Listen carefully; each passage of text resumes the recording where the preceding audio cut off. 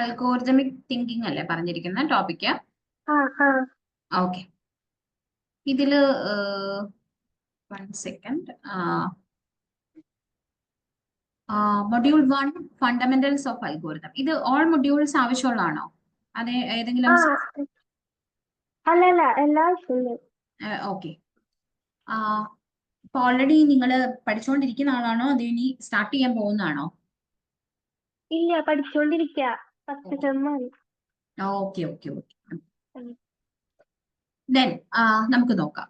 First മൊഡ്യൂളിൽ നമുക്ക് problem അനാലിസിസും formal definition of problem solution, top down design, breaking problem into sub problem, overview of the solution to be sub problem by writing step by step procedure, implementation of algorithm, use of procedure to achieve modularity. ഇതാണ് നമുക്ക് നോക്കാനുള്ള topics എന്ന് പറയുന്നത്. ഇതിൽ നിങ്ങൾക്ക് specified notes വല്ലതും ഉണ്ടോ? നിങ്ങളുടേതായ നോട്ട്സ് ഉണ്ടോ? നോട്ട്സ് ഉണ്ട്. ഓക്കെ, PDF ഉണ്ടോ നിങ്ങൾക്ക്? അല്ല, നോട്ടിൽ എഴുതിപ്പിക്കുക ചെയ്യാ. ഓ, നോട്ട്സ് ആണ് തരുന്നത്. ആ ഓ, ശരി ശരി ശരി. അപ്പോ എങ്ങനെയാ അത്? നോട്ട്ബുക്കിൽ എങ്ങനെയാ ക്ലിയർ ചെയ്ത് നിങ്ങൾക്ക് പഠിക്കേണ്ട രീതി തന്നെയാണോ? ഒത്തിരി വൈഡ് ആയിട്ടാണോ തരുന്നത്, അതെയോ ഷോർട്ട് നോട്ട് ലെക്ചർ നോട്ട്സ് ആണോ? അല്ല, ഞങ്ങൾക്ക് ഡിക്റ്റേറ്റ് ചെയ്ത് തരിക ചെയ്യാ. ഇപ്പൊ ഈ പ്രോബ്ലം സോൾവിങ് സ്ട്രാറ്റജിയുടെ ഒക്കെ ആ ഒരു ഉം, മൊഡ്യൂളിന്റെ നോട്ട് കുറെ തന്നിട്ടുണ്ട്. ഉം, പിന്നെ ഇപ്പോഴത്തെ നോട്ട് അങ്ങനെ തരാറില്ല. പ്രോഗ്രാംസ് ചിലപ്പോ തരും. ഉം. അങ്ങനെ അത് എഴുതി എടുക്കണമെങ്കിൽ എഴുതി എടുക്കാം, അങ്ങനെയാ. ഓ, അങ്ങനെയാണല്ലേ. ആ ഓക്കെ, നമുക്കെന്നാൽ ഈ ഒരു സ്ട്രാറ്റജി തന്നെ പോവാം. ഇത് നമുക്ക് problem solving strategies, multiple problem solving strategies, അതൊക്കെയല്ലേ നമുക്ക് ഫസ്റ്റ്. അപ്പൊ ആ എന്താണ് നമുക്കത് നോക്കാം. ഓക്കെ. ഓക്കെ. അപ്പൊ ഫസ്റ്റ് നമുക്ക് നോക്കാം ഈ പ്രോബ്ലം എന്താണ്. ഞാനിപ്പം ജസ്റ്റ് അതങ്ങ് പറഞ്ഞു പോകാം. ഓക്കെ. ആ വാട്ട് ഈസ് പ്രോബ്ലം? പ്രോബ്ലം എന്ന് പറയുന്ന ഒരു ടേം അല്ലെ, ആദ്യം എന്താണ് നമ്മൾ മനസ്സിലാക്കിയിരിക്കുന്നത്? നമ്മളോട് ഫസ്റ്റ് നമ്മൾ പറയുന്നത് ഈ ചാപ്റ്ററിന്റെ ഫസ്റ്റ് സ്റ്റാർട്ടിംഗ് എന്ന് പറയുന്ന പ്രോബ്ലം സോൾവിങ് സ്ട്രാറ്റജീസ് എന്നുള്ളതാണ് അല്ലെ.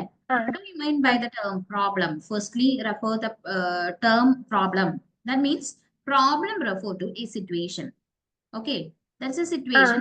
The solution is not immediately apparent. നമ്മൾ പറയും അതിനാണ് ഒരു പ്രോബ്ലം എന്ന് പറയാം.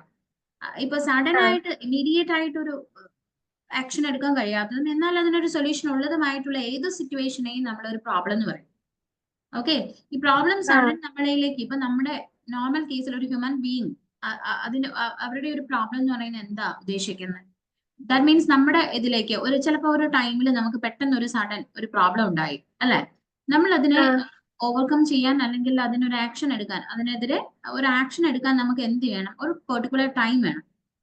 ഓക്കെ, ആ അപ്പൊ ആ ഇമ്മീഡിയറ്റ് ആയിട്ട് കൊടുക്കാൻ പറ്റാത്ത ഒരു ആക്ഷൻ, പക്ഷെ അത് നമ്മളോട് ആ പ്രോബ്ലം വരുന്ന സമയത്ത് നമുക്ക് ഒരു സൊല്യൂഷൻ ചോദിച്ചാൽ ചിലപ്പോൾ അത് നമ്മുടെ കിട്ടിയല്ല. മനസ്സിലായല്ലോ? ഒരു ആ ഇമ്മീഡിയറ്റ് ആക്ഷൻ കൊടുക്കാത്തതും എന്നാൽ അത് എന്താണ് പെർട്ടിക്കുലർ സിറ്റുവേഷൻ നമ്മൾ പ്രോബ്ലം കണ്ടെത്തുന്നത് അല്ലെങ്കിൽ ഒരു സൊല്യൂഷൻ കണ്ടെത്തുന്നതുമായിട്ടുള്ള എന്ത് സിറ്റുവേഷനെയും നമുക്ക് എന്തെന്ന് പറയാം? പ്രോബ്ലം എന്ന് പറയാം. Okay, that's defined by the 4 conditions അല്ലെങ്കിൽ പാരാമീറ്റേഴ്സ് എന്ന് പറയും. അതിനെ നമ്മൾ മെയിൻലി ഒരു പ്രോബ്ലത്തിന് നമ്മൾ കാറ്റഗറൈസ് ചെയ്യുന്നത്, അല്ലെങ്കിൽ കാറ്റഗറൈസ് ചെയ്യുക എന്ന് നമ്മൾ പറയില്ല, നമ്മൾ റെഫർ ചെയ്യുന്നത് 4 കേസസിനെ ബേസ് ചെയ്തിട്ടാണ്.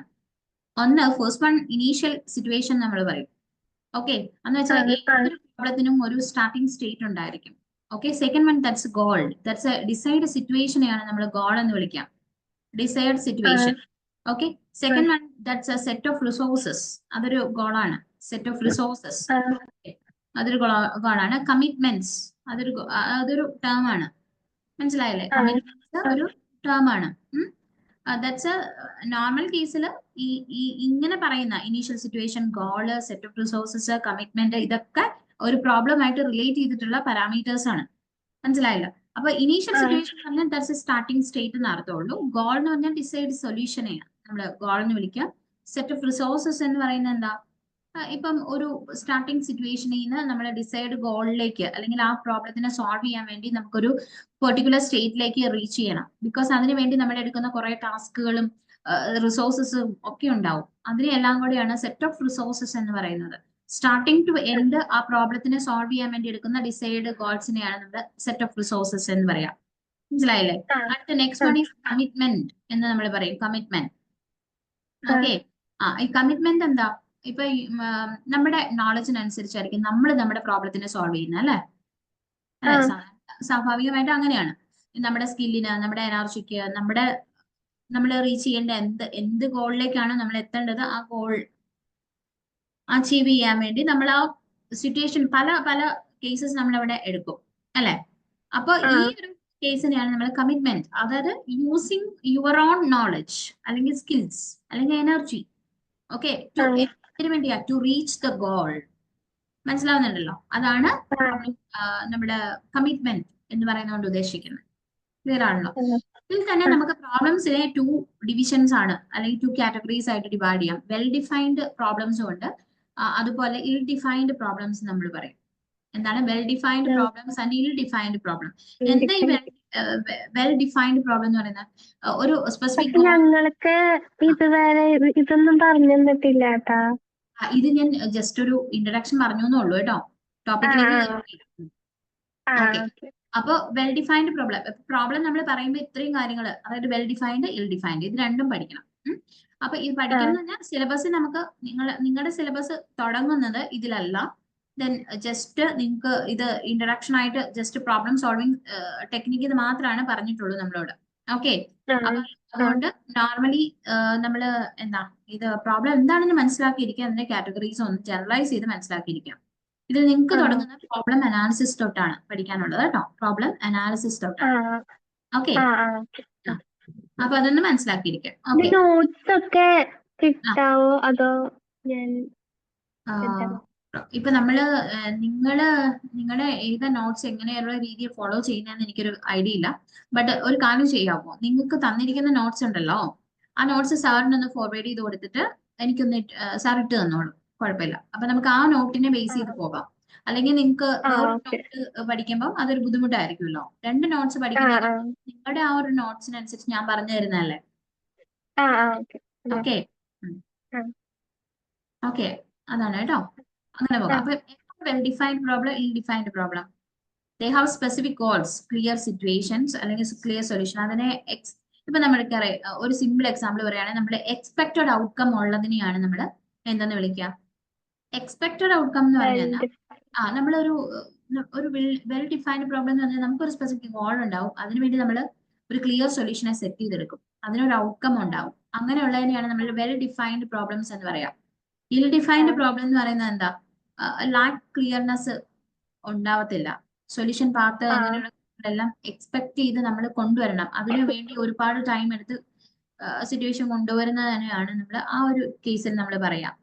മനസ്സിലായില്ലേ? ആ അപ്പൊ അങ്ങനെ ആ പല രീതിയിൽ നമുക്ക് ഇതിനെ ഡിഫൈൻ ചെയ്യാം. ക്ലിയർ ആയല്ലോ അല്ലെ? അപ്പം ആ ഈ ഓക്കെ. നോർമൽ കേസിൽ പ്രോബ്ലത്തിന്റെ സോൾവിങ് ടെക്നിക്കുകൾ എൻ്റെ ഡിഫറെന്റ് ആണ്, അത് മനസ്സിലാക്കിയിരിക്കുക. അതുകൊണ്ടാണ് നമ്മൾ ഈ പ്രോബ്ലം പല രീതിയിലുണ്ടെന്ന് പറയാനുള്ള കാരണം. ക്ലിയർ ആ ആണല്ലോ? ഇനി ആ നമ്മൾ പല രീതി എന്ന് പറഞ്ഞ ഇപ്പൊ ഡിഫൈൻഡും അൺഡിഫൈൻഡും അങ്ങനെയുള്ള പല രീതിയിലുള്ള പ്രോബ്ലംസ് ഉണ്ട്. ഡിഫൈൻ ചെയ്തിരിക്കുന്ന ആ അല്ലെങ്കിൽ ഒരു പെർട്ടിക്കുലർ സിറ്റുവേഷനെ ബേസ് ചെയ്ത് വന്നിരിക്കുന്ന പ്രോബ്ലം, അങ്ങനെയുള്ള എന്താണ് ഒരുപാട് കാര്യങ്ങൾ ഇതിനകത്ത് നമ്മൾ പഠിക്കുന്നുണ്ട്. ഇനി ഇതിനകത്ത് നമുക്ക് ഉള്ളത് പ്രോബ്ലം അനാലിസിസ് ആണ്. പ്രോബ്ലം അനാലിസിസ് എന്ന് പറയും. ഓക്കെ. ആ ഈ പ്രോബ്ലം അനാലിസിസ് എന്ന് പറയുന്നത് എങ്ങനെയാ നമുക്ക് പ്രോബ്ലത്തിനെ അനലൈസ് ചെയ്യുക? ഇപ്പൊ നമുക്കൊരു ഒരു പ്രോബ്ലം നമ്മളിലേക്ക് വന്നു, അല്ല ഇപ്പൊ കമ്പ്യൂട്ടർ പ്രോഗ്രാമിംഗ് ബേസ് ചെയ്ത് നമ്മൾ പറയുവാണെങ്കിൽ എങ്ങനെയാണ് നമ്മൾ ഒരു പ്രോബ്ലത്തിനെ നമ്മൾ സോൾവ് ചെയ്യുക? ഇപ്പൊ പ്രോബ്ലം അനലൈസ് ചെയ്യുക എന്ന് പറഞ്ഞിട്ടുണ്ടെങ്കിൽ ആ പ്രോബ്ലത്തിനെ ഐഡന്റിഫൈ ചെയ്യുക. ഫസ്റ്റ് വൺ, ആ പ്രോബ്ലം എന്താണെന്ന് ഐഡന്റിഫൈ ചെയ്യുക.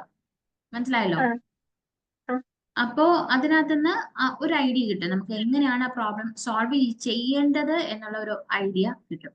ഓക്കെ. അപ്പൊ പ്രോബ്ലം ആ അനാലിസിസ് എന്ന് പറയുന്ന ഒരു പ്രോസസ് ആണ് ശരിക്കും. ഓക്കെ. അപ്പൊ ആ നമ്മൾ പ്രോബ്ലം അനലൈസ് ചെയ്യുക എന്ന് പറയുന്നത് പോലെ തന്നെ പ്രോബ്ലം അനാലിസിസ് എന്ന് പറയുന്നത് എന്താണ്? ഒരു ടെക്നിക്കാണ്. മനസ്സിലായല്ലോ? ആ ആ ടെക്നിക്ക് നമ്മൾ കറക്റ്റ് ആയിട്ട് എടുത്താൽ മാത്രമേ നോർമൽ കേസിൽ അത് എന്ത് ചെയ്യ നമുക്ക് അണ്ടർസ്റ്റാൻഡ് ആവുന്ന രീതിയിൽ ആ പ്രോബ്ലത്തിനെ നമുക്ക് സോൾവ് അല്ലെങ്കിൽ ആ പ്രോബ്ലത്തിനെ എക്സാക്ട്ലി ക്ലിയർ ആയിട്ട് നമുക്ക് സോൾവ് ചെയ്യാനായിട്ട് പറ്റത്തുള്ളൂ. മനസ്സിലാവുന്നുണ്ടല്ലോ? അതാണ് ഈ ആ പ്രോബ്ലം. ഫസ്റ്റ് വൺ, ദാറ്റ്സ് എന്താണ്? പ്രോബ്ലം അനാലിസിസ് ചെയ്യുക. അതാണ് ഫസ്റ്റ് മെത്തേഡ് എന്ന് പറയുന്നത്. അപ്പൊ ഈ പ്രോബ്ലം സ്ട്രാറ്റജി നമ്മൾ പറയുമ്പോഴേ നമ്മൾ ആദ്യം ചെയ്യേണ്ടത് നമുക്ക് എൻഹാൻസ്ഡ് ആയിട്ടുള്ള അല്ലെങ്കിൽ നമുക്ക് കിട്ടുന്ന പ്രോബ്ലത്തിനെ എന്താണ് അതിനെ അനലൈസ് ചെയ്യുക എന്നുള്ളതാണ്. അത് പല രീതിയിലായിരിക്കും നമ്മൾ അനലൈസ് ചെയ്യുക. അപ്പൊ ഒരു പ്രോബ്ലം നമ്മളിലേക്ക് വന്നാൽ അതിനെ പല പല പാർട്സുകളായിട്ട് അനലൈസ് ചെയ്യുന്ന കാറ്റഗറി ഉണ്ട്. അതുപോലെ തന്നെ ഒറ്റയടിക്ക് അതിനെ നമ്മൾ ഇപ്പം നമ്മുടെ ലൈഫിൽ വരുന്ന പ്രോബ്ലംസ് അങ്ങനെയല്ല ഉദ്ദേശിക്കുന്നത്. ഇപ്പൊ കമ്പ്യൂട്ടർ പ്രോഗ്രാമിംഗ് ആണെങ്കിൽ എന്താണ് നോർമൽ കേസിൽ അതിനെ എന്താണ് പ്രോബ്ലം അനലൈസ് ചെയ്യുന്ന എങ്ങനെയെന്നുള്ള ഒരു കേസ് നമുക്ക് ഇമ്പോർട്ടന്റ് ആയിട്ടുള്ള സാധനമാണ്. ഇപ്പൊ നമ്മള് പ്രോബ്ലം അല്ലെങ്കിൽ എന്താണ് ഇപ്പൊ സപ്പോസ് നമുക്കൊരു പ്രോബ്ലം അല്ലെങ്കിൽ ഒരു പ്രോഗ്രാം നമുക്ക് ചെയ്യണം. അപ്പൊ അത് നമ്മൾ ആ പ്രോഗ്രാം എന്താണ് നമുക്ക് ക്വസ്റ്റ്യൻ നമ്മുടെ മുമ്പിലുണ്ടാവും. നമ്മൾ എന്തിനെ എന്ത് ചെയ്യും, എങ്ങനെ ചെയ്യാമെന്ന് നമ്മൾ ആ ക്വസ്റ്റ്യനിലൂടെ നമ്മൾ എന്താണ് മനസ്സിലാക്കും അല്ലെ. ഓക്കെ, ക്വസ്റ്റ്യൻ കാണുമ്പോഴായിരിക്കും നമ്മൾ നോർമലി അത് എന്താണ് എങ്ങനെ ചെയ്താൽ നമുക്കത് കിട്ടുമെന്ന് നമ്മളത് കരുതുന്നത്. അപ്പോഴാണ് നമ്മൾ ചിന്തിക്കുന്നത്. ഓക്കെ, ക്ലിയർ ആണല്ലോ. അപ്പൊ ഈ അൽഗോറിതമിക് തിങ്കിങ്ങിൽ വളരെ ഇമ്പോർട്ടന്റ് ആയിട്ട് ഒരു സാധനം, ഈ അൽഗോറിതമിക് തിങ്കിങ്ങിന്റെ ഒരു മെയിൻ ഇമ്പോർട്ടന്റ് ഫാക്ടർ എന്താണെന്ന് വെച്ചിട്ടുണ്ടെങ്കിൽ, നമുക്കൊരു പ്രോബ്ലം നമ്മൾ കൊടുത്താൽ അതിന്റെ റിസൾട്ട് ഉണ്ടാവും. എപ്പോഴും ഒരു അൽഗോറിതം നമ്മൾ എഴുതുന്നത് എങ്ങനെയാ, അതിന് എപ്പോഴും എക്സാക്ട് റിസൾട്ട് അവിടെ ഉണ്ടാവും. മസ്റ്റ് ആണ് അല്ലെ. നമുക്ക് ഒരു പ്രോബ്ലം എടുത്തിട്ടുണ്ടെങ്കിൽ ആ പ്രോബ്ലത്തിനാണ് ആണെങ്കിൽ അതൊരു റിസൾട്ട് ഉണ്ടെന്ന് പറയുന്ന പോലെ, അല്ലെങ്കിൽ ഒരു സൊല്യൂഷൻ ഉണ്ടെന്ന് നമ്മൾ പറയുന്ന പോലെ തന്നെയാണ് ഇതിനകത്തും വരുന്ന കാര്യം. ക്ലിയർ അല്ലോ. അപ്പൊ ഒരു പ്രോബ്ലത്തിനെ ഫസ്റ്റ് വൺ നമ്മൾ എന്ത് ചെയ്യുന്നു, അനലൈസ് ചെയ്യുന്നു. ഈ അനാലിസിസ് ചെയ്യുന്നതിന് തന്നെ ഒരുപാട് സ്ട്രാറ്റജീസ് നമ്മൾ ഫോളോ ചെയ്യുന്നുണ്ട്. അതിൽ എക്സാമ്പിൾ ഫസ്റ്റ് കേസ് എന്നാന്ന് വെച്ചിട്ടുണ്ടെങ്കിൽ നമ്മൾ top down approach, bottom down approach എന്നൊക്കെ പറഞ്ഞ് കേട്ടിട്ടില്ലേ. ഇതാണ് നമ്മുടെ അപ്രോച്ചിങ് മെത്തേഡ്. ഇപ്പൊ നമ്മളൊരു പ്രോബ്ലത്തിനെ എടുക്കുമ്പോൾ ആ പ്രോബ്ലത്തിൽ നമ്മൾ ഫസ്റ്റ് ചെയ്യേണ്ട ടെക്നിക്ക് എന്ന് പറഞ്ഞാൽ എന്താ, അതെങ്ങനെയാണ് ആ പ്രോബ്ലത്തിനെ നമ്മൾ എടുക്കുന്നത്, അല്ലെങ്കിൽ നമ്മൾ എങ്ങനെയാണ് ആ പ്രോബ്ലത്തിനെ ഡികമ്പോസ് ചെയ്യുന്നത്, എങ്ങനെയാണ് ആ പ്രോബ്ലത്തിനെ നമ്മൾ ചെയ്ത് കിട്ടുമ്പോൾ അതിന്റെ ആൻസർ എങ്ങനെയാണ് കിട്ടുക. മനസ്സിലായല്ലോ. അപ്പം അതിൽ ഏറ്റവും മെയിൻ ഇമ്പോർട്ടന്റ് എന്ന് പറയുന്നത് പ്രോബ്ലം സോൾവിങ് സ്ട്രാറ്റജീസ് ആണ്. ഓക്കെ, പ്രോബ്ലം സോൾവിങ് സ്ട്രാറ്റജീസ് ആണ്. ഓക്കെ, അപ്പൊ ഈ പ്രോബ്ലം സോൾവിങ് സ്ട്രാറ്റജീസ് നമ്മൾ പറയുമ്പോൾ അതിന്റെ ഇമ്പോർട്ടന്റ് ആയിട്ടുള്ള ഒരു കോൺസെപ്റ്റ് ഇതാണ്. പ്രോബ്ലത്തിലേക്ക് കയറുക, അതിനെ ഒന്ന് അനലൈസ് ചെയ്യുക, എന്നിട്ട് അത് ഏത് രീതിയിൽ ചെയ്യാൻ പറ്റുമെന്ന് നമ്മൾ എന്ത് ചെയ്യുന്നു, ഒന്ന് ഒബ്സർവ് ചെയ്യുക. ഇതാണ് അനാലിസിസ് എന്ന് പറയുന്നതുകൊണ്ട് ഉദ്ദേശിക്കുന്നത്. മനസ്സിലായല്ലോ. അനാലിസിസ് എന്ന് പറയുന്നത് ഉദ്ദേശിക്കുന്നത് നമ്മൾ ഇതായിരിക്കും. ക്ലിയർ ആയല്ലോ അല്ലെ. ഓക്കെ, ഇനി നമുക്ക് ഇതിനകത്ത് ഓരോ സ്ട്രാറ്റജീസും എന്തൊക്കെയാണെന്ന് നോക്കാം. പ്രോബ്ലം സോൾവിങ് സ്ട്രാറ്റജീസ് എന്തൊക്കെയാണെന്ന് നോക്കാം. ഈ problem solving strategies that is A tool എന്ന് നമുക്ക് പറയാം കേട്ടോ. അതായത് എഫക്റ്റീവ് ആയിട്ട് നമ്മൾ എങ്ങനെ ഒരു പെർട്ടിക്കുലർ മെത്തേഡിനെ അനലൈസ് ചെയ്ത് അണ്ടർസ്റ്റാൻഡ് ചെയ്ത് റിസോൾവ് ചെയ്യുന്നു. ഈ സാധനമാണ് പ്രോബ്ലം സോൾവിങ് സ്ട്രാറ്റജി. അപ്പൊ അതായത് ശരിക്കും ഒരു പ്രോബ്ലം സോൾവിങ് സ്ട്രാറ്റജീസിൽ അനാലിസിസ് വേണം, ഞാൻ പറഞ്ഞ പോലെ അണ്ടർസ്റ്റാൻഡിങ് വേണം, റിസോൾവ് ചെയ്യാനുള്ള ഒരു കണ്ടീഷൻ കൊടുക്കണം, റിസോൾവിങ് പ്രോബ്ലം ഉണ്ടാവണം. ഇങ്ങനെ മൂന്നെണ്ണം കൂടെ ചേരുന്നതാണ് അല്ലെങ്കിൽ ഈ ഒരു എന്താണ് സ്ട്രക്ചേർഡ് കാറ്റഗറിയിൽ വരുന്നതാണ് പ്രോബ്ലം സോൾവിങ് സ്ട്രാറ്റജി എന്ന് പറയുന്നത്. ഓക്കെ, ഇതിന് നമ്മൾ ഈ സ്ട്രാറ്റജീസിനകത്ത് നമ്മൾ സിസ്റ്റമാറ്റിക് അപ്രോച്ചസ് നമ്മൾ കൊടുക്കും. അതിന് നമ്മൾ ട്രയൽ അല്ലെങ്കിൽ എറർ കേട്ടിട്ടുണ്ടോ? ട്രയൽ അല്ലെങ്കിൽ എറർ അല്ലെ. അപ്പൊ ഈ സ്ട്രാറ്റജീസിനകത്ത് സിസ്റ്റമാറ്റിക് അപ്രോച്ചസ് ഉണ്ട്. ആ അപ്രോച്ചസിനെ നമ്മൾ വിളിക്കുന്ന പേരാണ് ട്രയൽ അല്ലെങ്കിൽ എറർ. ഇതാണ് നമ്മൾ പറയാ. ഓക്കെ, അതില് തന്നെ നമ്മൾ കേട്ടിട്ടുണ്ടാവും ഹോറിസ്റ്റിക് ആൻഡ് മീൻസ് ആൻഡ് അനാലിസിസ് എന്നൊക്കെ പറയും. അതിനകത്ത് മീൻ ആൻഡ് അനാലിസിസ് ഉണ്ട്, ഹോറിസ്റ്റിക്സ് ഉണ്ട്, ബാക്ക് ട്രാക്കിംഗ് ഉണ്ട്. ഇങ്ങനെയുള്ള കുറെ ടെക്നിക്കുകളൊക്കെ നമ്മൾ യൂസ് ചെയ്തിട്ടാണ് ഒരു മൾട്ടിപ്പിൾ പ്രോബ്ലത്തിന് നമ്മൾ സോൾവ് ചെയ്യുന്നത്. ഓക്കെ, ഇനി അതുപോലെ തന്നെ ഇപ്പൊ ഒരു പ്രോബ്ലം സോൾവ് ചെയ്യാൻ അല്ലെങ്കിൽ ഒരു പ്രോബ്ലം നമ്മൾ അനലൈസ് ചെയ്യാൻ അഡാപ്റ്റബിലിറ്റി, ഫ്ലെക്സിബിലിറ്റി, ഇങ്ങനെയുള്ള കാര്യങ്ങളൊക്കെ എഫിഷ്യന്റ് മെത്തേഡുകൾ അങ്ങനെയൊക്കെ യൂസ് ചെയ്യും. മനസ്സിലായില്ലേ. ഇപ്പൊ നമ്മളൊരു പ്രോബ്ലം ചെയ്യുമ്പോൾ, നമ്മളൊരു പ്രോഗ്രാം ചെയ്യുമ്പോൾ നമ്മൾ ഒരു 10 പേർക്ക് ഒരു സെയിം പ്രോബ്ലം കൊടുത്താലും എല്ലാം ചെയ്യുന്നത് ചിലപ്പോൾ സെയിം ആയിരിക്കും, ചിലപ്പോൾ എൻ്റെ ഡിഫറെന്റ് ആയിരിക്കും. ചിലപ്പോൾ ഇപ്പൊ നമ്മൾ നോക്കി ചെയ്യുന്ന കേസ് അല്ല പറയുന്നത്, അല്ലാതെ നമുക്ക് അറിയാവുന്ന ഒരു സാധനം ചെയ്യുന്നതല്ല. ഒരു സിറ്റുവേഷനിൽ നമ്മൾ ഒരു പ്രോബ്ലം നമുക്ക് ഒരു ക്വസ്റ്റ്യൻ തരുവാണ്, അതെങ്ങനെ നമുക്ക് എഫക്റ്റീവ് ആയിട്ട് ചെയ്യാൻ പറ്റും, അത് നമ്മുടെ ഐഡിയക്ക് നമ്മൾ ചെയ്യുമ്പോൾ അതിന് നമ്മുടേതായ മെത്തേഡ്സ് നമ്മൾ അവിടെ എന്ത് ചെയ്യും, കൊടുക്കും അല്ലെ, അപ്രോച്ച് ചെയ്യും. അപ്പൊ അതിനനുസരിച്ച് നമുക്ക് അതിനെ ഈസി ആയിട്ട് എന്ത് ചെയ്യാൻ പറ്റും, ഇംപ്രൂവ് ചെയ്തെടുക്കാം അല്ലെങ്കിൽ സോൾവ് ചെയ്തെടുക്കാൻ പറ്റും. ഇനി നമ്മളെ പോലെ തന്നെ ആയിരിക്കുന്നില്ല വേറൊരു വ്യക്തി ചെയ്യുമ്പോൾ. ക്ലിയർ ആണല്ലോ. അപ്പൊ അവർ ആ പ്രോബ്ലത്തിനെ അപ്രോച്ച് ചെയ്യുന്ന രീതി എന്ന് പറയുന്നത് എൻറ്റോളെ ഡിഫറെന്റ് ആയിരിക്കും. Okay, clear? ഉം. അവിടെ ഇത്രയേ ഉള്ളൂ സംഭവം. അതായത് വേരിയസ് സ്ട്രാറ്റജീസ് കൊണ്ട് അതിന് നമുക്ക് ഒരു സിമിലർ പ്രോബ്ലത്തിന് വരെ നമുക്ക് എന്ത് ചെയ്യാൻ പറ്റും, സോൾവ് ചെയ്തെടുക്കാൻ പറ്റും. ക്ലിയർ ആണല്ലോ? അതാണ് ട്രയൽ ആൻഡ് എറർ അല്ലേ? അതെ അതെ, അതാണ്. ഉം. Okay, you can approach challenges എന്നൊക്കെ നമ്മൾ പറയില്ല വിത്ത് കോൺഫിഡൻസ് ആൻഡ് അങ്ങനെ അൾട്ടിമേറ്റ്ലി അച്ചീവിങ് എന്താണ് ഇന്നോവേറ്റീവ് സൊല്യൂഷൻ ടു ക്രിയേറ്റ് എന്താണ് particular problem under the basis of A problem solving. അതാണ് ശരിക്കും പറഞ്ഞിട്ടുണ്ടെങ്കിൽ ഈ അഡാപ്റ്റിവിറ്റി, ഇപ്പൊ ഫ്ലെക്സിബിലിറ്റി. ഒരു പ്രോബ്ലത്തില് ആ അത് കറക്റ്റ് ആൻസർ കിട്ടണ വരെ നമുക്ക് പല പല അതെ, സൊല്യൂഷൻസ് ഇട്ട് ശരിക്കും കൊടുക്കാം, അങ്ങനെയാണോ? അതെ അതെ അതെ അതെ, അതാണ് ശരിക്കും. അത് ഇനി വരുന്നു, അതിപ്പോ അതിലേക്ക് എത്തുന്നില്ല. നമ്മളിപ്പോ ജസ്റ്റ് സ്ട്രാറ്റജി എന്താണെന്ന് പറഞ്ഞു എന്ന് മാത്രം. ശരിക്കും ഈ സ്ട്രാറ്റജിക്ക് അപ്രോച്ച് എന്ന് പറയുന്നത് ശരിക്കും സിസ്റ്റമാറ്റിക് ഒരു അപ്രോച്ച് ഉണ്ടാവും. മനസ്സിലായോ? അതായത് ഇപ്പൊ ഞാൻ പറയട്ടെ, നമുക്ക് തോന്നുന്ന പോലെ ഒരു പ്രോബ്ലം ചെയ്യാൻ പറ്റില്ല. അതിനൊരു സിസ്റ്റമാറ്റിക് അപ്രോച്ച് ഇല്ല. ഇപ്പൊ നമ്മളോട് പറയുവാണ് check whether the 3 numbers are അല്ലെ ദ ഗ്രേറ്റർ ദ 3 numbers എന്ന് നമ്മളോട് പറയുക. നമ്മൾ എങ്ങനെയൊക്കെ കാണിച്ചെന്ന് പറഞ്ഞാലും അതിനകത്ത് ബേസിക് ഒരു സാധനം ഉണ്ട് അല്ലെ. ബേസിക് എന്ന് പറഞ്ഞാൽ 3 numbers ഉണ്ട്. ആ 3 numbersനെ ചെക്ക് ചെയ്യുമ്പോൾ ഗ്രേറ്റർ ഏതാണെന്ന് കണ്ടുപിടിക്കണം. ഇതിന് പല പല കുറുക്ക് വഴിയൊന്നുമില്ല അല്ലെ. പല മെത്തേഡ്സ് നമുക്ക് വേണം, പല കീവേഡുകൾ യൂസ് ചെയ്ത് വേണമെങ്കിൽ നമുക്ക് ചെയ്യാം. പക്ഷെ അപ്രോച്ച് സെയിം അല്ലേ. എങ്ങനെ വന്നാലും ഇതിനകത്ത് ചെയ്യാൻ ബേസിക്സ് ആണ് സെയിം അല്ലേ. ഫസ്റ്റ് നമ്പറിനെയും സെക്കൻഡ് നമ്പറിനെയും കമ്പയർ ചെയ്യണം, സെക്കൻഡ് നമ്പറും തേർഡ് നമ്പറും കമ്പയർ ചെയ്യണം, ഫസ്റ്റ് നമ്പറും തേർഡ് നമ്പറും കമ്പയർ ചെയ്യണം. ഈ കമ്പാരിസൺ ഒക്കെ ഈക്വൽ അല്ലേ. മനസ്സിലായല്ലോ? അപ്പൊ അങ്ങനെ വരുമ്പോൾ എങ്ങനെയാ ഒരു പെർട്ടിക്കുലർ സ്ട്രാറ്റജി അവിടെ കൊടുക്കുന്നു. ആ സ്ട്രാറ്റജി ഒരു സിസ്റ്റമാറ്റിക് അപ്രോച്ച് ആയിരിക്കും. അതാണ് ട്രയൽ ആൻഡ് എറർ എന്ന് പറയുന്നത്. അതായത് എപ്പോഴും എക്സാക്ട്ലി ഒരു പ്രോബ്ലം സോൾവ് ചെയ്യുന്നതിന് ഒരു ടെക്നിക്ക് ഉണ്ടാവും. ആ ടെക്നിക്കിന്റെ അണ്ടറിലേ നമുക്ക് വർക്ക് ചെയ്യാൻ പറ്റുള്ളൂ. ഇപ്പൊ നമ്മൾ പറയും പല പല മെത്തേഡ് ചെയ്യാം എന്ന് പറഞ്ഞാലും ആ മെത്തേഡിന്റെ ഒക്കെ ഇൻസൈഡ് ഒരൊറ്റ ബേസിക് എന്താണ് അപ്രോച്ചിങ് ഉണ്ടാവും. ആ അപ്രോച്ചിങ് യൂസ് ചെയ്തിട്ടേ സോൾവ് ചെയ്യാൻ പറ്റുള്ളൂ. മനസ്സിലായല്ലോ? പിന്നെ നമുക്ക് ചലഞ്ച് ചെയ്യാം പ്രോബ്ലത്തിന്. ഒരു ഡേ ടു ഡേ ഇപ്പൊ എവറിഡേ ലൈഫിൽ നമുക്ക് ഒരുപാട് പ്രോബ്ലം നമുക്ക് ഇഷ്ടമുള്ള രീതിയിൽ നമുക്ക് അതിനെ അപ്രോച്ച് ചെയ്യാം അല്ലെ.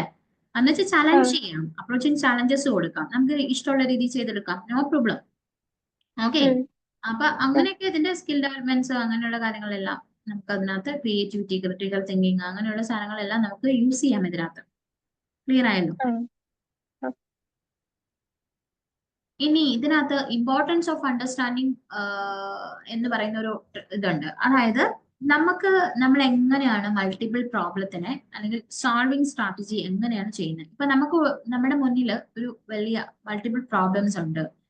ഓക്കെ, അത് അണ്ടർസ്റ്റാൻഡ് ചെയ്ത് അതിനെ എങ്ങനെയാണ് നമ്മൾ റിസോൾവ് ചെയ്തെടുക്കുന്നത്. മനസ്സിലായല്ലോ? അതാണ് importance of understanding multiple problem അല്ലെങ്കിൽ സോൾവിങ് സ്ട്രാറ്റജീസ് എന്നൊക്കെ പറയുന്നത്. അതെന്തുകൊണ്ടാണ് അങ്ങനെ കൊടുക്കുന്നതെന്ന് പറഞ്ഞിട്ടുണ്ടെങ്കിൽ ഇപ്പൊ നമ്മള് സിമ്പിൾ എക്സാമ്പിൾ പറയുവാണെങ്കിൽ ഒരു മൾട്ടിപ്പിൾ പ്രോബ്ലംസ് നമ്മൾ കിട്ടി, അവിടെ ഡിഫറെന്റ് പ്രോബ്ലംസ് ഉണ്ടെന്ന് വിചാരിക്കുക. അതിന് ഡിഫറെന്റ് അപ്രോച്ച് ആയിരിക്കും നമ്മൾ കൊടുക്കേണ്ടത്. ഒരേ അപ്രോച്ച് കൊടുത്താൽ അതെല്ലാം സെയിം എടുക്കുമോ? നമ്മളോട് പറയാം ഒരു അരിത്തമാറ്റിക് കാൽക്കുലേറ്റർ ഉണ്ടാക്കാൻ പറയുന്നു, ഒരു സൈഡിൽ നമ്മളോട് പറയാണ് പ്രൈം നമ്പർ ആണെന്ന് ചെക്ക് ചെയ്യാൻ പറയുന്നു. നമ്മൾ സിമിലർ അപ്രോച്ച് അതിൽ അപ്രോച്ച് ചെയ്തിട്ടുണ്ടെങ്കിൽ നമുക്ക് അതിന്റെ റിക്വയർഡ് ആൻസർ കിട്ടുമോ? ഇല്ല അല്ലെ. അതിൽ ഈസി ആയിട്ട് പറയാം ഇല്ലെന്ന് പറയാം. കാരണം ഈ പ്രൈം നമ്പേഴ്സിന് ഒരു ഫോർമാറ്റ് ഉണ്ട്. ആ പ്രൈം നമ്പർ എന്താണെന്നുള്ള ഒരു കോൺസെപ്റ്റ് ഉണ്ട് അവിടെ. ആ കോൺസെപ്റ്റിനനുസരിച്ച് നമുക്ക് ആ പ്രോബ്ലത്തിനെ സോൾവ് ചെയ്യാൻ പറ്റുള്ളൂ. അപ്രോച്ച് ചെയ്യാൻ പറ്റുന്നത് പോലും അത് വെച്ചിട്ടേ പറ്റുള്ളൂ.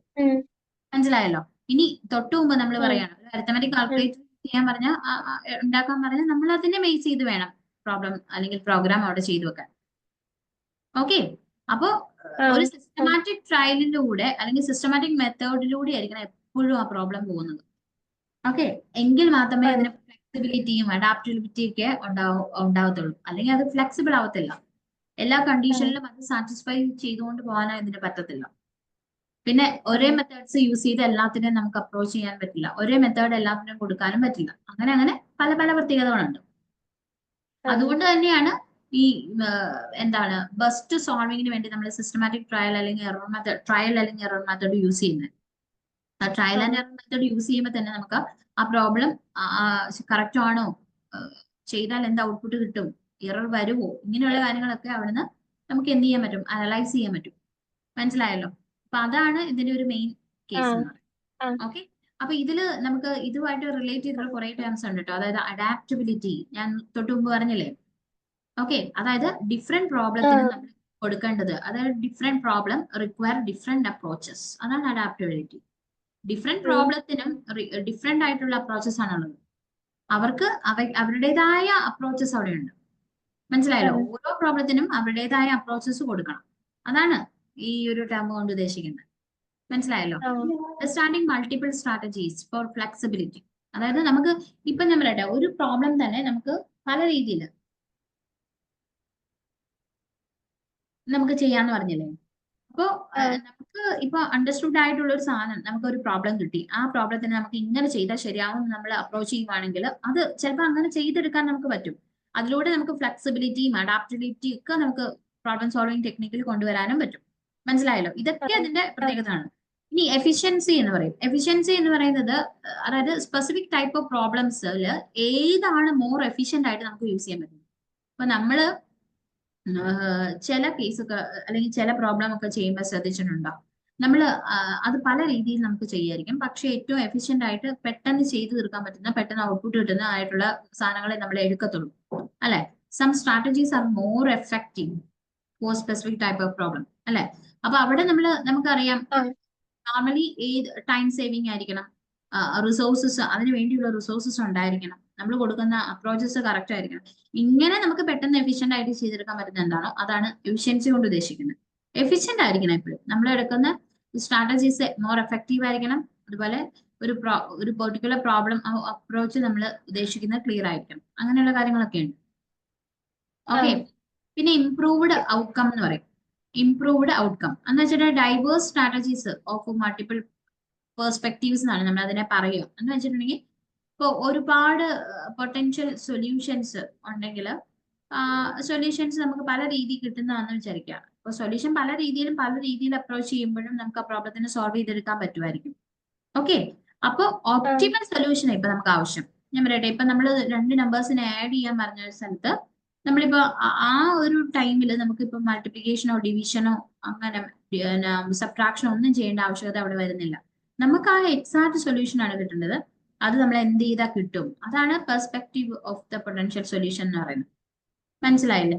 അപ്പൊ അവിടെ അതുകൊണ്ടാണ് ശരിക്കും ഒരു ഇനി നമ്മൾ മാത്രമല്ല വേറൊരു യൂസർ ഇന്ററാക്ട് ചെയ്യുമ്പോഴും ആ പ്രോബ്ലത്തിൽ ഇതേ അപ്രോച്ച് ആയിരിക്കും കിട്ടേണ്ടത് ഔട്ട്പുട്ട്. എങ്കിൽ മാത്രമേ അത് ഒരു പെർട്ടിക്കുലർ പ്രോബ്ലം സ്ട്രാറ്റജി ഇതിനെ ഫോളോ ചെയ്യുന്നെന്ന് പറയാനായിട്ട് നമുക്ക് പറ്റത്തുള്ളൂ. ഓപ്റ്റിമൽ സൊല്യൂഷൻസ് കിട്ടുന്നുണ്ടെന്ന് നമുക്ക് പറയാനായിട്ട് പറ്റത്തുള്ളൂ. ക്ലിയർ ആയല്ലോ? ഇതിന്റെ അപ്രോച്ച് എന്ന് പറയുന്നത്. ഇനി അടുത്ത സ്കിൽ ഡെവലപ്മെന്റ് എന്ന് പറയും. സ്കിൽ ഡെവലപ്മെന്റ് എന്ന് പറഞ്ഞാൽ exposure to various strategies enhances എന്താണ് കഗ്നിറ്റീവ് സ്കിൽസ്. അതുപോലെ നമ്മൾ ഈ ക്രിട്ടിക്കൽ തിങ്കിങ് എന്ന് പറയില്ലേ, നമ്മള് ക്രിയേറ്റിവിറ്റി, ഇതെല്ലാം സ്കിൽ ഡെവലപ്മെന്റ് ആണ്. അതായത് നമ്മളിപ്പോ ഒരു വേരിയസ് ആയിട്ടുള്ള അപ്രോച്ചസ് കൊടുക്കുമ്പോൾ അല്ലെ എൻഹാൻസ് ചെയ്യുമ്പോൾ നമ്മൾ അവിടെ എന്ത് ചെയ്യണം, ഒരു പെർട്ടിക്കുലർ തിങ്കിങ് അല്ലെ ക്രിയേറ്റിവിറ്റി അതിൽ കൊടുക്കണം. ആ കൊടുക്കുന്നതിലൂടെ നമുക്ക് ആ പ്രോബ്ലത്തിനെ ഈസി ആയിട്ട് നമുക്ക് ചില കേസിലൊക്കെ സോൾവ് ചെയ്യാനായിട്ട് പറ്റും. ഓക്കെ. അപ്പൊ ഇത് ക്ലിയർ ചെയ്ത് മനസ്സിലാക്കി വെക്കുക. ഓക്കെ, ഇത്രയും കാര്യങ്ങൾ. പിന്നെ ട്രയൽ എറർ എന്ന് പറയുന്നത് ശരിക്കും ഒരു സ്ട്രാറ്റജിയാണ് കേട്ടോ. ശരിക്കും അതായത് നമ്മളൊരു പ്രോബ്ലത്തിനെ എങ്ങനെ അപ്രോച്ച് ചെയ്യാനുള്ള സൊല്യൂഷൻ കിട്ടാൻ എടുക്കുന്ന ഒരു മെത്തേഡാണ് ശരിക്കും എറർ പ്രോബ്ലം സോൾവിംഗ് സ്ട്രാറ്റജി എന്ന് പറയുന്നത്. ഓക്കെ. എന്ന് പറയുന്ന ഒരു പെർട്ടിക്കുലർ മിസ്റ്റേക്ക് ഒന്നും കൂടാതെ സക്സസ്ഫുൾ ആയിട്ട് നമുക്കൊരു ഔട്ട്കം കിട്ടണം. അതാണ് ഉദ്ദേശിക്കുന്നത്.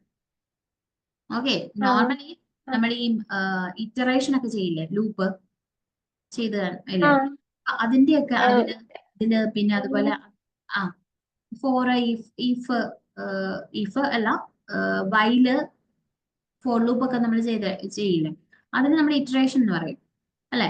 അതില് നമ്മൾ ശ്രദ്ധിച്ചിട്ടുണ്ടോ? പരിചയമുള്ളൂ, ചെയ്തിട്ടില്ല. ക്ലാസ്സിൽ ഇങ്ങനെ ചെയ്തിട്ടുണ്ട്. അത് മിസ് ഇങ്ങനെ പ്രൊജക്ടറിൽ ഇങ്ങനെ കാണിക്കണു, നേരെ കോപ്പി അടിച്ച് ചെയ്യണു. അല്ലാണ്ട് അത് എന്താണെന്ന് അറിഞ്ഞിട്ട് ചെയ്തിട്ടില്ല. നിങ്ങള് ലാബ് ഉണ്ടോ? ലാബില്ലേ? ഇപ്പൊ ലാബില്ലേ? ഉണ്ട്. പക്ഷെ മിക്കവരും കമ്പ്യൂട്ടർ സ്റ്റുഡൻസ് ആയതുകൊണ്ട് അവരങ്ങനെ ബേസിക്സ് പറഞ്ഞു തരുന്നില്ല. ഓ ശരി. ബുദ്ധിമുട്ടാണ്. ഓക്കെ അത് കുഴപ്പമില്ല. അതായത് നമ്മൾ ഇറ്ററേഷൻ എന്ന് പറയുന്നത് നമ്മുടെ ഫോർ ലൂപ്പ്, വൈ ലൂപ്പ്, ഒന്നിലധികം കണ്ടീഷൻസ് അറ്റ് ഈ ടൈമിൽ നമ്മൾ ഈ ചെക്ക് ചെയ്യുന്നതിന് വേണ്ടി ഉപയോഗിക്കുന്ന ഒരു സാധനമാണ് ഇറ്ററേറ്റ് ചെയ്യുക, ഇറ്ററേഷൻ എന്ന് പറയുന്നത് കേട്ടോ. നമ്മള് മറ്റേ ചെക്കിംഗ് കണ്ടീഷൻ എന്ന് പറയും, ഇഫ് ക്ലോസ് അങ്ങനെ ഉപയോഗിക്കുന്ന സാധനങ്ങളില്ലേ, ആ ഇഫ്, അതുപോലെ എന്താ എക്സാമ്പിൾ ഇപ്പൊ പറയാം, കണ്ടീഷൻസ് ഒക്കെ മിസ് പറഞ്ഞെന്ന് ഓർമ്മയുണ്ട്. ആ കണ്ടീഷണൽ else. സ്റ്റേറ്റ്മെന്റുകൾ, ആ നമ്മൾ ഇഫ്, എൽസ്, എലീഫ്, എലീഫ്, ഇതൊക്കെ നമ്മൾ കണ്ടീഷൻസ് ആയിട്ടാണ് ഉപയോഗിക്കുക. ഓക്കെ, അപ്പൊ മറ്റേത് ആ, ഇറ്ററേഷൻ എന്ന് പറഞ്ഞാൽ വൈൽ ലൂപ്പ് അല്ലെങ്കിൽ നമ്മുടെ ഫോർ ലൂപ്പ്, ഇത് രണ്ടുമാണ് പൈത്തണിൽ ഏറ്റവും കൂടുതൽ ആ, ഇറ്ററേഷൻ ചെയ്യുന്നതിന് വേണ്ടി നമ്മൾ ഉപയോഗിക്കുന്നത്. ഓക്കെ, ക്ലിയർ ഉം, ആണല്ലോ. ഉം. അപ്പം നോർമൽ കേസിൽ ഇനീഷ്യൽ അറ്റംപ്റ്റ്, അതായത് യു സ്റ്റാർട്ട്, ഇപ്പൊ നമുക്ക് ഒരു പെർട്ടിക്കുലർ സിമ്പിൾ എക്സാമ്പിൾ പറയുവാണെങ്കിൽ, ഒരു ഓൺലൈൻ അക്കൗണ്ട് നമ്മൾ എടുക്കുക, അല്ലെ ഓൺലൈൻ അക്കൗണ്ട് നമുക്കുണ്ട്, നമ്മൾ ആ, അതിന്റെ പാസ്വേഡ് ഫോർഗോട്ട് ചെയ്തു. അപ്പൊ നമുക്ക് അതിന്റെ ഓൺലൈനിൽ കയറണം, പാസ്വേഡ് റിക്കവറി കൊടുക്കും. നമ്മൾ സാധാരണ കണ്ടിട്ടില്ലേ, ഓപ്ഷൻ അവൈലബിൾ ആണ്, നമുക്ക് പാസ്വേഡ് റിക്കവറി എന്ന് പറയുന്ന ഒരു സാധനം ഉണ്ടാവും. ഓക്കെ, ആ, അപ്പൊ ഈ ശരിക്കും അവിടെ എന്താ ശരിക്കും നമുക്ക് കിട്ടുന്നത്, അവിടെ that's A use trial and error. Okay, regain ആ, ആക്സസ്, രണ്ടാമത്തെ റീഗെയിൻ നമ്മൾ ചെയ്യുക. റീഗെയിൻ ആക്സസിന് വേണ്ടി അവിടെ എന്ത് ചെയ്യുന്നു, നമ്മൾ എന്താ ചെയ്യുന്ന അവിടെ നോർമലി ഈ അപ്രോച്ചാണ്, അതായത് നമ്മൾ കൊടുക്കുന്ന ട്രയൽ ആൻഡ് എറർ അപ്രോച്ച് ആണ് അവിടെ കൊടുക്കുന്നത്. അപ്പൊ ആ, നമ്മൾ ഫസ്റ്റ് ടൈം കൊടുത്തു, നമ്മൾ പക്ഷെ അത് ഫോർഗോട്ട് ചെയ്തിട്ടുണ്ടാവും, അത് വർക്ക് ചെയ്യില്ല. മനസ്സിലായില്ലേ? ആ, ആ, അത് നമ്മൾ ഫോർഗോട്ട് പാസ്വേഡ് ഒക്കെ കൊടുത്ത് അത് സെറ്റ് ചെയ്തിട്ടാണ് പിന്നെ നമ്മൾ റീഗെയിൻ ചെയ്യാൻ പറ്റുള്ളൂ. അപ്പൊ ഇതിനെ നമ്മൾ ഇനീഷ്യൽ അറ്റംപ്റ്റ് എന്ന് പറയും. ഇനീഷ്യൽ അറ്റംപ്റ്റ് എന്നാണ് ഇതിനെ പറയാം. മനസ്സിലായില്ലേ? ആ, ഇനീഷ്യൽ അറ്റംപ്റ്റ് ആ, എന്ന് പറഞ്ഞാൽ you can start by trying password to common you commonly use. ചിലപ്പോൾ നമ്മൾ മുമ്പേ ഉപയോഗിച്ചിട്ടുണ്ടായിരുന്നതുകൊണ്ട് നമ്മൾ മുമ്പത്തെ പാസ്വേഡ് ആയിരിക്കും കൊടുക്കുന്നത്, ബട്ട് അത് ചിലപ്പോൾ ചേഞ്ച് ചെയ്തിട്ടുണ്ടാവാം, അത് നമ്മൾ മറന്നു പോയിട്ടുണ്ടാവും. പക്ഷെ നമുക്കൊരു പെർട്ടിക്കുലർ മെത്തേഡ് അല്ലെങ്കിൽ കോമൺലി അത് എന്താണ് ആ ഒരു അപ്രോച്ചിങ് നമുക്ക് കൊടുക്കാൻ പറ്റും. അപ്പൊ അത് നമ്മൾ ആദ്യം ഇട്ടം കൊടുക്കും. ഉം, അപ്പൊ അത് നമ്മൾ ട്രൈ ചെയ്തായി. ആ, മനസ്സിലായല്ലോ? അത് ട്രൈയിങ് ആയി, മനസ്സിലാവുന്നുണ്ടല്ലോ. അപ്പൊ ആ, അങ്ങനെ ഉള്ള ഒരു പാസ്വേഡ് കൊടുത്ത് നമ്മൾ അതിനെ ലോഗിൻ ചെയ്യുന്നു. ലോഗിൻ ചെയ്യാൻ പറ്റിയാൽ അതല്ല കേട്ടോ, ലോഗിൻ ചെയ്യാൻ പറ്റില്ലെങ്കിൽ, അതായത് മുമ്പേ നമ്മൾ യൂസ് ചെയ്യുന്ന ഒരു സാധനം ഉപയോഗിച്ച് നമ്മൾ കൊടുക്കുന്നു, ഇത്രേ ഉള്ളൂ. ഉം, പിന്നെ അവിടെ നമുക്ക് കാണിക്കും ഈ അറ്റംപ്റ്റ് തെറ്റാണ്, നിങ്ങളുടെ പാസ്വേഡ് തെറ്റാന്ന് പറഞ്ഞ ചിലപ്പോൾ ഒരു പേഴ്സണൽ ഇൻഫർമേഷൻ നമുക്ക് വരും. അപ്പൊ നമ്മൾ അവിടെ ആ, എന്ത് ചിന്തിക്കും, ഓക്കെ നമ്മുടെ എന്തായിരിക്കും പെറ്റ് നെയിമോ അങ്ങനെയൊക്കെ കൊടുക്കാൻ പറ്റും, നമ്മളോട് ചിലപ്പോൾ ചോദിക്കില്ലേ ബർത്ത് ഡേറ്റോ ആ, സ്പോർട്സ് ഏതാണെന്നൊക്കെ പറഞ്ഞു ചോദിക്കും. ഇതിനെ നമ്മൾ ലേണിംഗ് ഫ്രം മിസ്റ്റേക്സ് എന്ന് പറയും. അതായത് അതായത് നൺ ഓഫ് ദ വാല്യൂ, അതായത് ഇപ്പൊ നമ്മൾ കൊടുത്തിരിക്കുന്ന വാല്യൂ ഇനീഷ്യൽ അറ്റംപ്റ്റ് ഫെയിലിയർ ആയി. ഓക്കെ, അപ്പോ ആ, നമ്മളോട് ചോദിക്കും ഫോർഗോട്ട് പാസ്വേഡ്, നിങ്ങൾ പാസ്വേഡ് മറന്നു പോയിട്ടുണ്ടോ എന്നുള്ള അർത്ഥത്തിൽ നമ്മൾ ജോയിൻ ചെയ്യുവാണെങ്കിൽ അവിടെ എന്താ സംഭവിക്കുന്നത്, അവിടെ ഇനീഷ്യൽ അറ്റംപ്റ്റ് നമ്മൾ ഒന്ന് അതിനകത്തേക്ക് നമ്മുടെ അക്കൗണ്ടിലേക്ക് കയറാനുള്ള ഒരു അറ്റംപ്റ്റ് നമ്മൾ അവിടെ നടത്തുക. ആ, ഈ അറ്റംപ്റ്റ് ആ, നമ്മൾ കൊടുക്കുന്നത് നമ്മുടെ ലേണിംഗ് മിസ്റ്റേക്സിൽ നിന്നല്ലേ, മിസ്റ്റേക്സിൽ നിന്ന് നമ്മൾ പഠിച്ചിട്ടാണ് നമ്മൾ പിന്നെ മുമ്പോട്ട് പോകുന്നത്. അതായത് ആ, നമ്മുടെ ID ശരിയാണ് പക്ഷെ പാസ്വേഡ് അറിയില്ല. അപ്പൊ നമുക്ക് ആ, സിസ്റ്റം കുറെ ഓപ്ഷൻസ് തരും. എന്താ നിങ്ങളുടെ നെയ്ബേഴ്സ് അല്ലെങ്കിൽ നിങ്ങളുടെ മദർ നെയിം അല്ലെങ്കിൽ ബർത്ത് ഡേറ്റ് എന്നാന്നൊക്കെ ചോദിച്ചു കുറെ സംഭവങ്ങൾ വരും. അങ്ങനെ വരും. അതിന് നമ്മൾ ലേണിംഗ് ഫ്രം മിസ്റ്റേക്സ് എന്ന് പറയും. റിഫൈൻമെന്റ് ഉണ്ട് പിന്നെ, അതായത് ഇപ്പം കുറെ പ്രാവശ്യം നമ്മൾ അപ്രോച്ച് ചെയ്തു, അതെല്ലാം ഫെയിലിയർ ആയി. ആ, ന്യൂ ഫോർമാറ്റിൽ ഒരു പുതിയ പാസ്വേഡ് ഉപയോഗിച്ച് നമ്മൾ ഒരു പുതിയ ഒരെണ്ണത്തിനെ ക്രിയേറ്റ് ചെയ്തു. അതിലൊക്കെ സ്പെഷ്യൽ ഉം, ക്യാരക്ടേഴ്സും അങ്ങനെയുള്ള സാധനങ്ങളെല്ലാം കോമ്പിനേഷൻ ചെയ്തിട്ടായിരിക്കും നമ്മളോട് പാസ്വേഡ് ഒക്കെ ചോദിക്കാം. ഓക്കെ, ആ, ഇതിന് നമ്മൾ വിളിക്കുന്ന ആ, പേരാണ് റിഫൈൻമെന്റ് എന്ന് വിളിക്കും. പിന്നെ, ഉം. മനസ്സിലായില്ലേ? ആ, ഇനി 7:45 കഴിയോ ക്ലാസ്? ക്ലാസ് ഉണ്ട് വേറെ. അല്ല, എനിക്ക് നാളെ ഇന്റേണൽ എക്സാം വരുന്നു. ഞാൻ ഓ പറഞ്ഞിട്ട് ശരി. പറയാ സാറിന്റെ അടുത്ത്. അത് കുഴപ്പമില്ല, തീർക്കാം കേട്ടോ നമുക്ക്. ആ, ഇപ്പൊ ഫിനിഷ് ചെയ്യണോ? ചെയ്താൽ കൊള്ളായിരുന്നു. ഓക്കെ ഓക്കെ, എന്നാ ഫിനിഷ് ചെയ്യാം നമുക്ക്. ഓക്കെ, കാണിയാ. ഓക്കെ, നല്ല രീതി.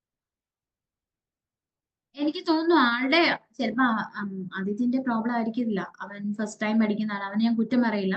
കാരണം ആൾക്ക് എക്സ്പ്രസ് ചെയ്യാൻ അവന്റെ ഒരു കപ്പാസിറ്റി ഉണ്ടല്ലോ അവന്. പക്ഷെ എനിക്ക് തോന്നുന്നു ബാക്കിയുള്ള പിന്നെ പഠിക്കാനുള്ള ഒരു പ്രോബ്ലം കുറവൊന്നും അവനില്ല ആൾക്ക്.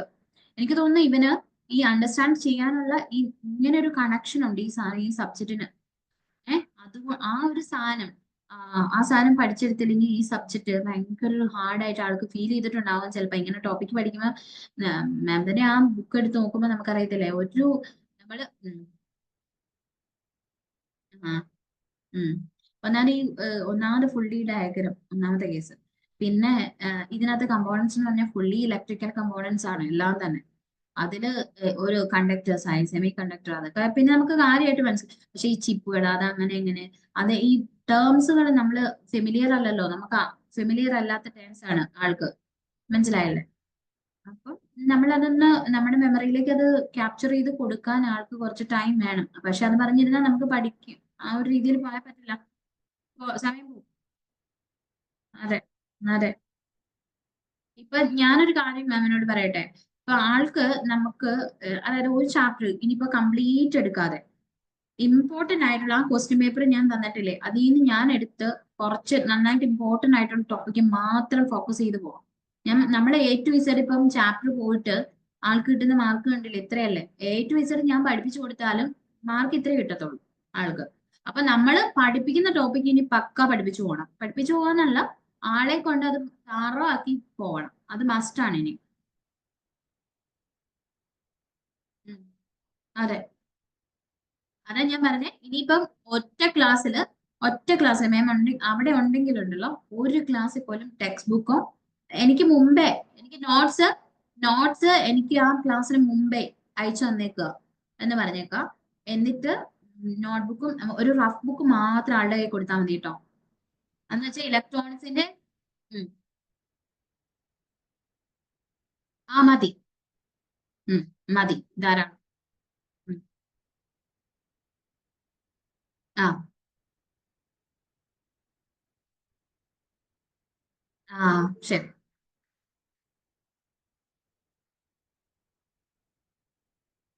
ഉം.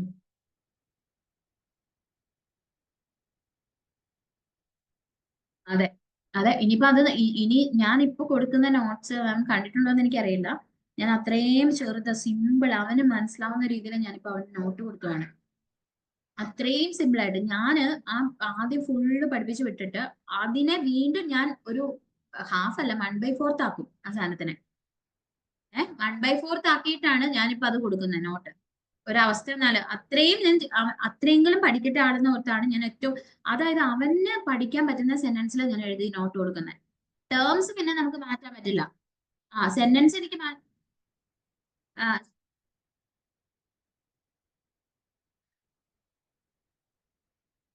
അതെ. ഉം, ഉം, ഉം, ഉം, ഉം, ഉം, ഉം, ഉം, ഉം.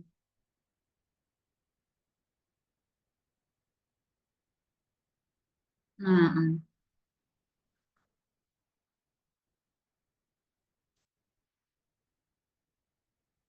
ഉം, ഉം, ഉം.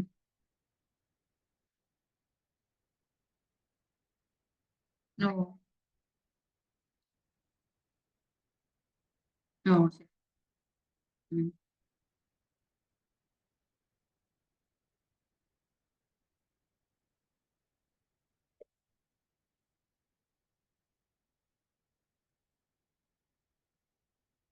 ഉം, ഉം.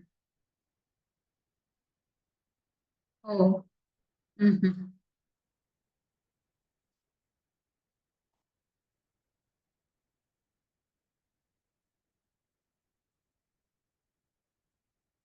ഉം,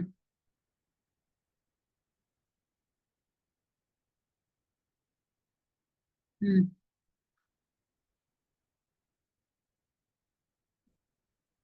ഓ ഉം,